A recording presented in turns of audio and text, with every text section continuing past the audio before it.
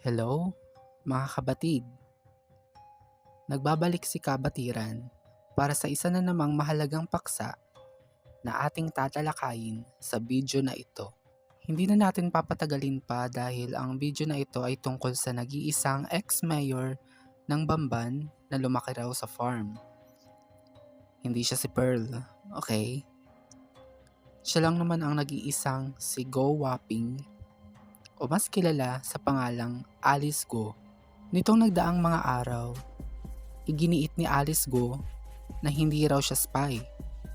Gaano ito katotoo? September 28, 2024.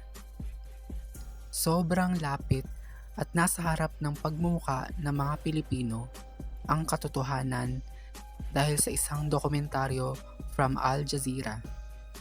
Kinumpirma ng isang spy sa dokumentaryong ito na si Go Waping o Alice Go ay isang spy galing sa China.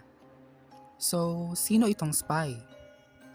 Ang spy na kumumpirma nito ay nagngangalang Xie Zhejiang. Isa rin siyang mamamayan ng China na kumuha ng citizenship sa Cambodia para gawin ang mga bagay na ginawa ni Alice Go sa bansa natin.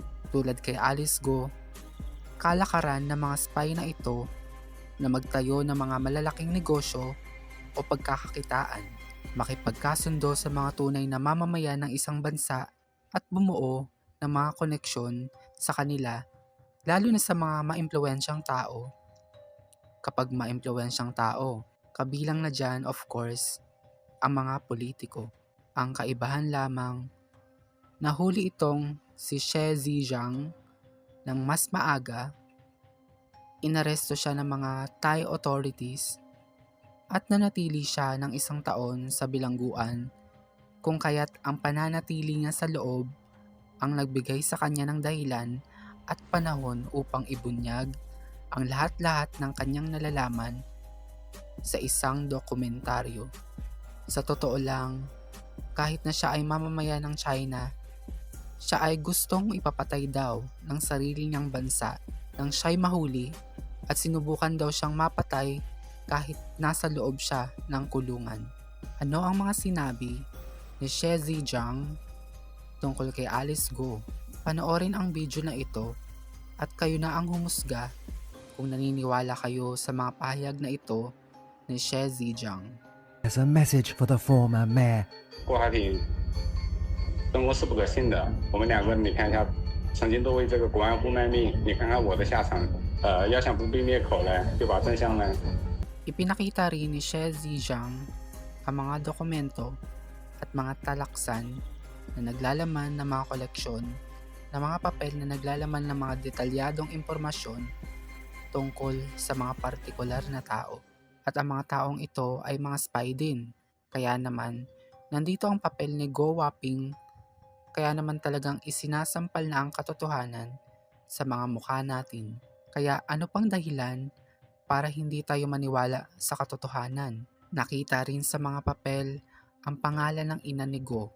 Siya ay nagngangalang Lin Wenyi at ang lugar na tinitirhan nila ay Fujian, China, kung saan naka-address ang CCP headquarters batay sa beripikasyon na isinagawa ng Al Jazeera, at taong 2002 sila umalis sa lugar na iyon. Iyan pa lamang ang mga iilan sa mga nalalaman natin tungkol kay Alice Go sa ngayon.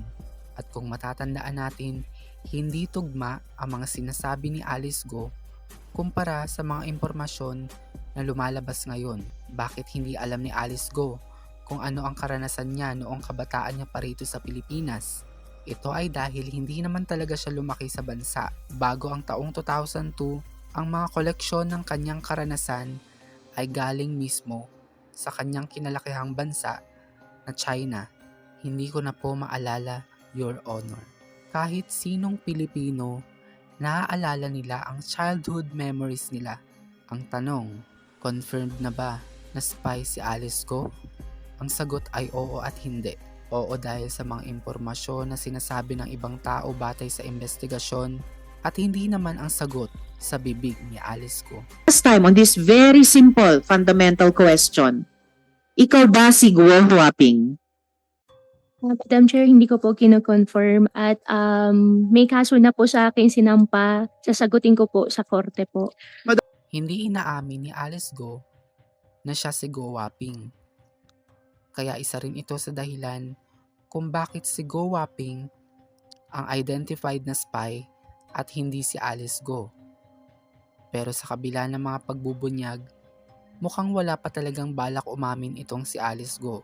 Nakakabahala at talagang mapapaisip ka, naging mayor ng isa sa mga probinsya ng bansa natin ang isang spy? Ako ay natatakot para sa kinabukasan at kaligtasan ng mga kababayan kong Pilipino. At dito na nga nagtatapos ang video natin. Abangan pa natin sa mga susunod ang pagkoconnect ng mga impormasyon at balang araw makukuha rin natin ang hustisya para sa bansa. Also, bago ako magpaalam, hopefully nagustuhan nyo ang video na to. Kaya don't forget to like and subscribe. Cause look. So yon, thank you for appreciating my videos.